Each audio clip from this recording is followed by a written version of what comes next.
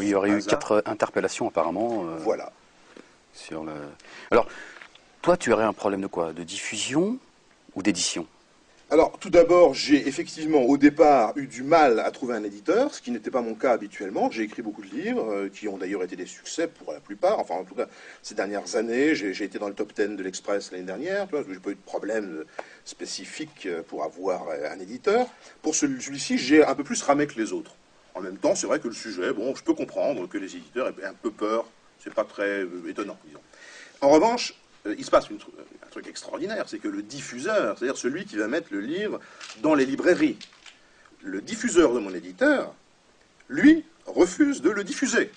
Mon éditeur étant belge, j'ai donc mon livre qui est cantonné, qui est bloqué à la frontière franco-belge. Ça, c'est quelque chose que je ne connais pas, je ne connais pas de précédent.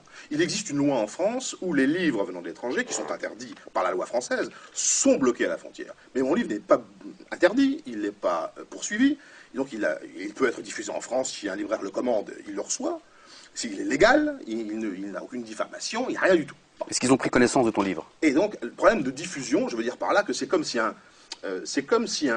postier, parce que finalement, le diffuseur, c'est quoi? C'est quelqu'un qui transmet un livre. Il transmet le livre de l'éditeur au lecteur.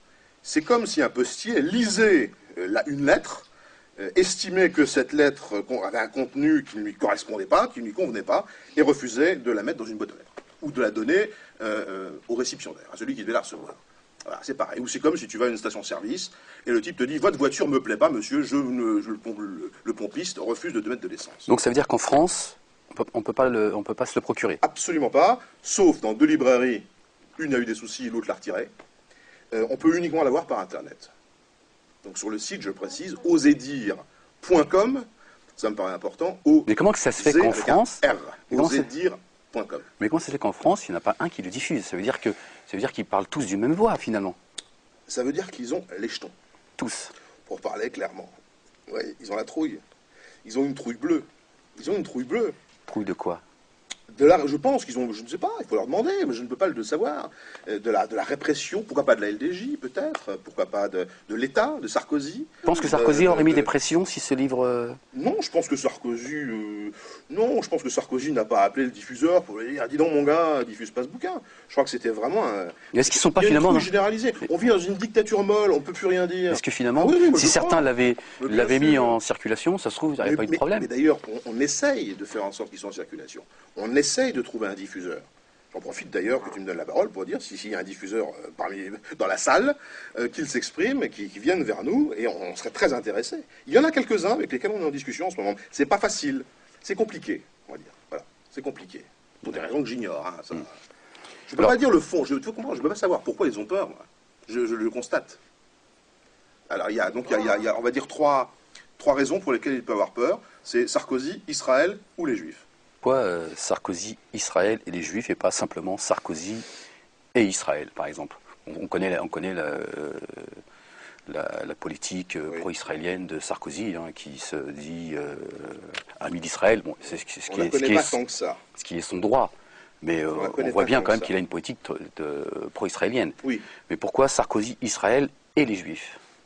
Pourquoi Alors d'abord parce que je te dis, je m'inscris dans une tradition qui remonte à Aaron, et donc le titre me semblait aller de soi. Aussi parce que la communauté juive française est la 3e du monde. Ce n'est pas non plus n'importe quoi. Et je dirais 3e point, parce que les représentants de la communauté juive aujourd'hui, depuis quelques années, jouent tout de même sur la corde sensible en assimilant l'antisionisme à l'antisémitisme. Ça, c'est quelque chose qui remonte à la guerre des 6 jours, 67, et ça a continué tranquillement. Dans les années 80, il y a eu une petite baisse grâce à Théo Klein, qui était président du CRIF et qui se proclamait lui-même non-ambassadeur d'Israël en France, qui avait des petites voix discordantes dans la communauté juive, dans les représentants de la communauté juive. Et aujourd'hui, non. Depuis la seconde intifada de l'an 2000, tout anti-sioniste, stratégie mondiale du sionisme, tout anti-sioniste doit être considéré comme un antisémite. Voilà. Et Sarkozy a rejoint ce courant. Je peux t'expliquer en un mot pourquoi. Sarkozy voulait être président de la République. Il avait le choix entre 2 options, soit piquer les voix du centre, ce qu'on fait habituellement, soit piquer les voix de l'extrême droite, Le Pen. Bon, on lui a conseillé, notamment un journaliste de LCI qui s'appelle Patrick Buisson, à qui d'ailleurs j'ai donné mon livre, en main propre, il lui a conseillé de prendre les voix de Le Pen. Seulement prendre les voix de Le Pen, c'était un gros risque. C'était être qualifié de raciste par les grands médias. C'est ce qui est arrivé à Le Pen et au Front National. Or, à partir du moment où tu te proclames ami d'Israël et où tu te proclames non pas sioniste mais pro-israélien, tout simplement, partisan d'une solidarité indéfectible à l'État hébreu, comme on dit, comme s'il y avait encore des Hébreux depuis Moïse, eh bien, à partir de ce moment-là, tu es considéré comme quelqu'un de fréquentable. Tu peux te présenter aux élections, tu as le droit de dire, eh bien, je vais carchériser les banlieues. Les grands médias vont s'écraser. Parce que les grands médias sont terrorisés par les représentants de la communauté juive, par le CRIF. Pourquoi? Parce que le CRIF a le droit de désigner telle ou telle personne pour le qualifier d'antisémite, ce qui est quand même l'accusation absolue, le mal absolu depuis la Seconde Guerre mondiale. Donc quand tu es pris par ce mal-là, quand tu es atteint par cette accusation, tu t'effondres sur tes propres contreforts. Et ta vie sociale, ta vie professionnelle est cuite. Alors l'homme politique, qu'est-ce qu'il peut faire? Rien. En revanche, si tu es soutenu par ce courant, si ce courant te dédouane, tu as l'immunité. Et donc, pour quelle raison il a pu parler de carchérisation des banlieues? Eh ben, c'est parce que dans le même temps, tu avais l'UPJF, l'Union des professionnels et des patrons juifs de France, qui faisait de Sarkozy l'homme politique de l'année 2006. Parce que Sarkozy se faisait recevoir par l'American Jewish Committee, la JC. Il se faisait recevoir également en Israël. C'est en Amérique également, au cours de ce voyage, qu'il a déclaré « Je me sens comme un étranger dans mon propre pays », qu'il a déclaré « Quand j'arriverai au pouvoir, l'un de mes premiers soucis sera de m'occuper de la question iranienne ». On voit ce qu'il en est aujourd'hui. Donc tout ça a été, si tu veux, a été travaillé depuis assez longtemps par Sarkozy depuis les années 2000, 2002, 2003. Et donc il a pris le contre-pied de Chirac, qui lui était, bon, Chirac, l'arabe, comme on disait. Et ben lui, c'est Sarkozy l'israélien.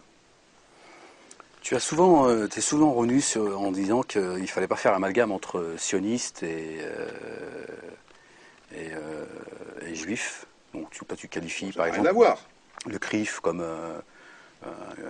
Mais ce sont des représentants d'une communauté, enfin ils se représentent, moi je vois bien, ils sont 1/6 de la communauté juive. Qu'est-ce que tu veux te dire? Ils sont 1/6, c'est tout. Il y a 600 000 juifs environ en France, il y a 100 000 juifs qui ont leur carte dans une association cultuelle ou culturelle juive. Donc ils ne représentent que ces 100 000-là, ils ne représentent pas les 600 000 autres.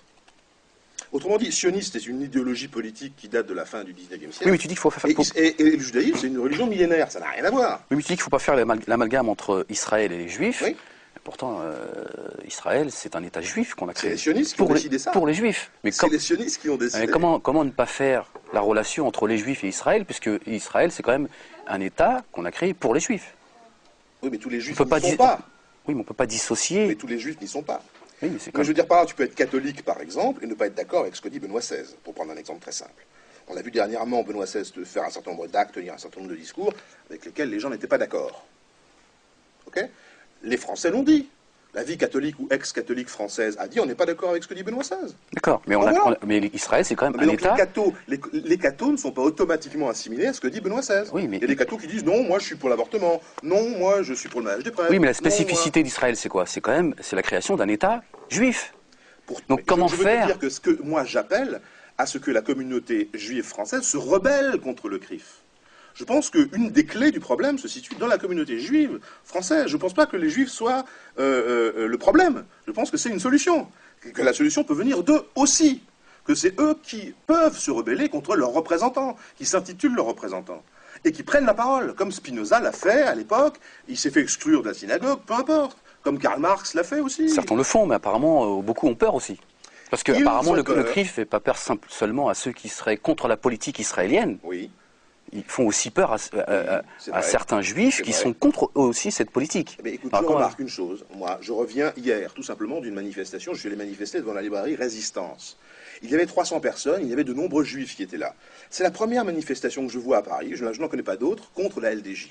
Jusqu'à présent, les gens en parlaient comme ça, mais ils disaient, oh, attention, la LDJ, ils vont arriver, les types vont dire, c'est des mecs casqués, cagoulés, ils ont des barres de fer. Bon, eh ben, les gens étaient là hier avec des pancartes dissolution de la LDJ. Il y a une dizaine de types qui ont pris la parole, il y a des hommes politiques qui ont pris la parole, c'était relativement couvert par les médias, peu importe, il y a eu un article dans le Parisien aujourd'hui qui en parle vaguement. Bon, en tout cas, les gens, je crois, ont de moins en moins peur. Ils se décomplexent. Moi, j'appelle les gens à se décomplexer. Libérez la parole.